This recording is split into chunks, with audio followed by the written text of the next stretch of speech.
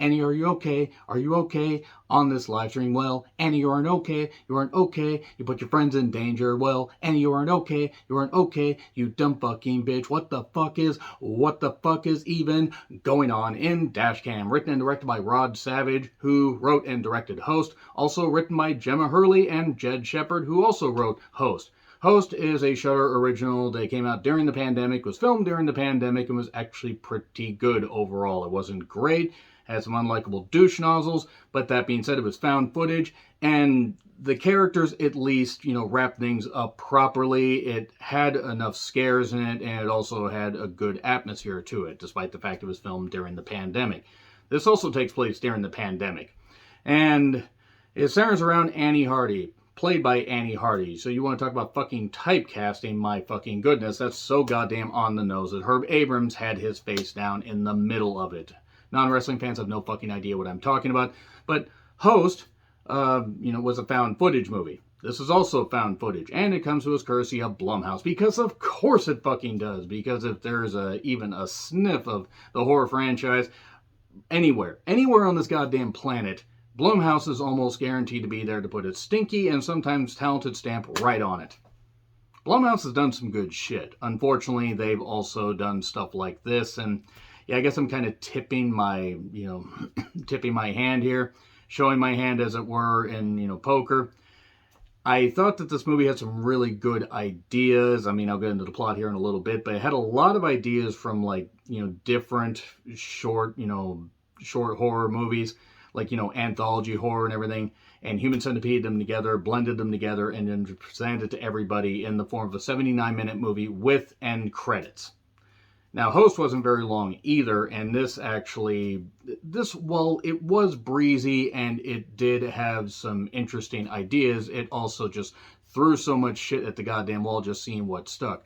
Well, Host had a bit of a focus, and, some characters that talk and did their stuff. This is still found footage, but it's a Dashcam thing, hence the title Dashcam. It'd be a bit weird if it was named that. Otherwise, Annie Hardy is a major pandemic denier, COVID denier, all that and everything, anti-mask and Trump and all that stuff and everything. And I really hope that the lady herself is not actually like that. Otherwise, you might as well just say you hate your own gender.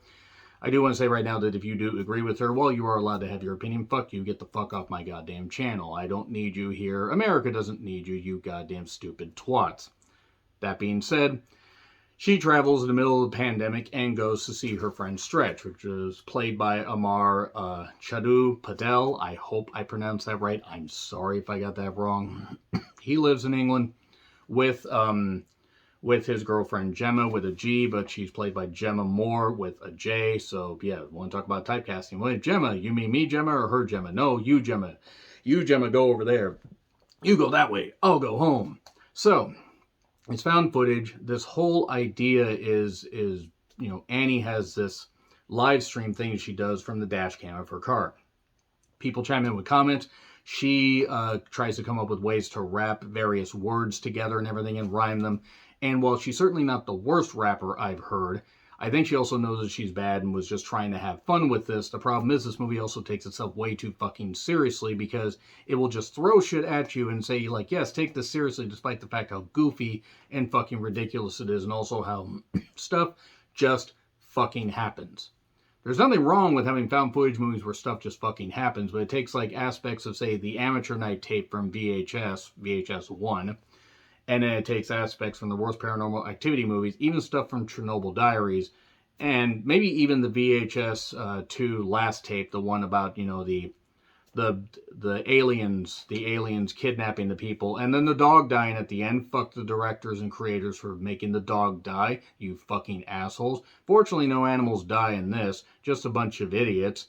I do want to say right now that the problem with a movie like this is if you're going to have an unlikable douche nozzle like the character of Annie Hardy be your central focus, and you just want to root for her death, okay, I guess I can carry you for a little bit, but when she's unlikable right off the bat, you don't care what happens to her. You don't care about what happens to anybody that associates with her. She continues to get away with a bunch of bullshit because she feels that she can, which I guess is a meta commentary for how people feel that they can just live their lives and do whatever, even if we're in the middle of a global pandemic or whatever, as it were. But The thing about this movie is the plot, such as she goes over to England, she meets her friend, she has a tussle, so to speak, with a restaurant worker, a verbal tussle, because Stretch does some DoorDash deliveries, but she won't put on a mask. She won't do that. I'm wearing a mask, and all this kind of stuff. And I got that shit at my job and seen that happen. In other words, and anti-maskers can go fuck themselves. I'm just gonna say, if they get sick, they shouldn't be allowed medical treatment. Just gonna say, I don't fucking care. Back off my soapbox. She gets in an argument, and Stretch's girlfriend Gemma is not happy. So Annie, instead of realizing, hey, maybe I don't need to do this in a foreign country, I'm going to steal his car, and I'm going to pin and do some orders, and I'm going to do some bullshit, and I'm going to take an order. I'm going to get his money and everything after I took his car in a foreign country. That could probably land her in jail, I'm just guessing. And then she ends up at a restaurant that says, oh, this is the restaurant that said it was. Like somebody ordered food. Well, no, she actually is asked by a woman named Ceylon, or Ceylon, I apologize if I got that right, or got that wrong, Ceylon Baxter. So, yeah, again, typecasting. She says, hey, can you take my friend Angela, who's this very frail, old, I assume African-American woman? Not exactly sure, because she's wearing a mask. But very, very frail, incontinent, shits all over the car and whatever, and this kind of stuff. Take her to 214 Timberline Way. Why do I need to take her there? No reason. Just take her there. Okay, I'll do that, I guess. And then weird shit starts happening.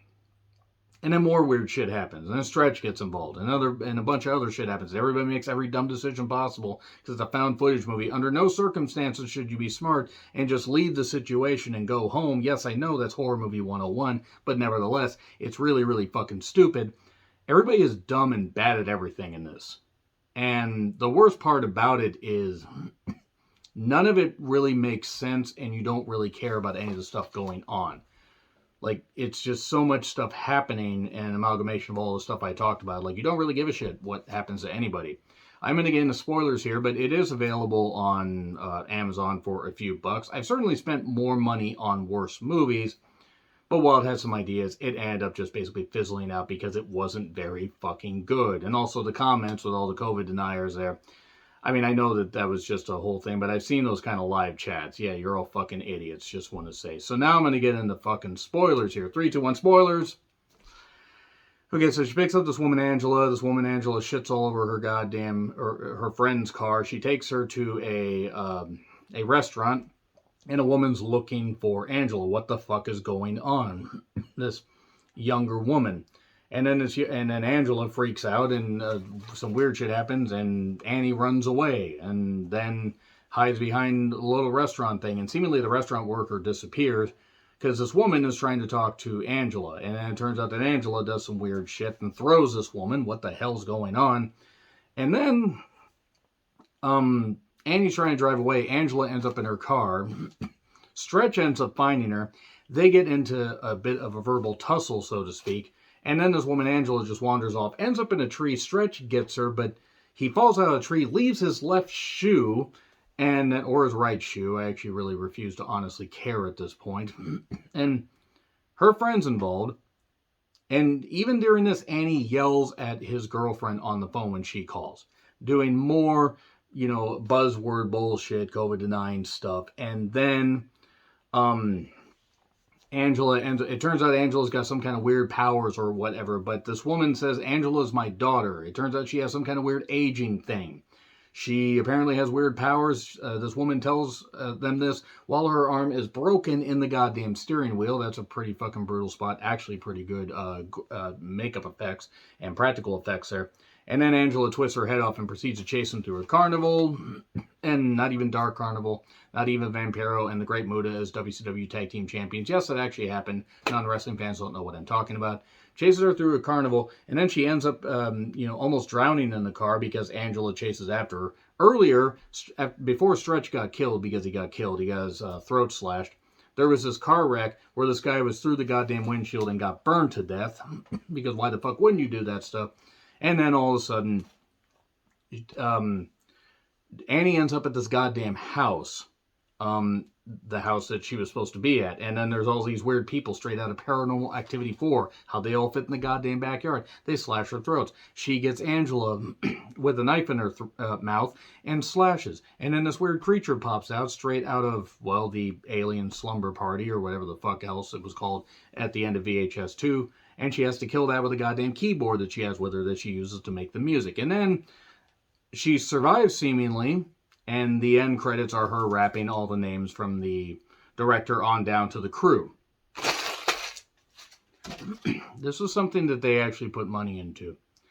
And again, I don't really give a shit, what people try to do as far as making a horror movie. You can have as much fun as you want, but maybe it's a meta commentary on people being, really dumb and denying the pandemic. Maybe it was just a commentary on people being stupid. Maybe it was just stupid people and nobody intelligent was going to write this. Maybe Jason Blum said, hack this script out in a weekend and I'll give you guys about, $250,000 each.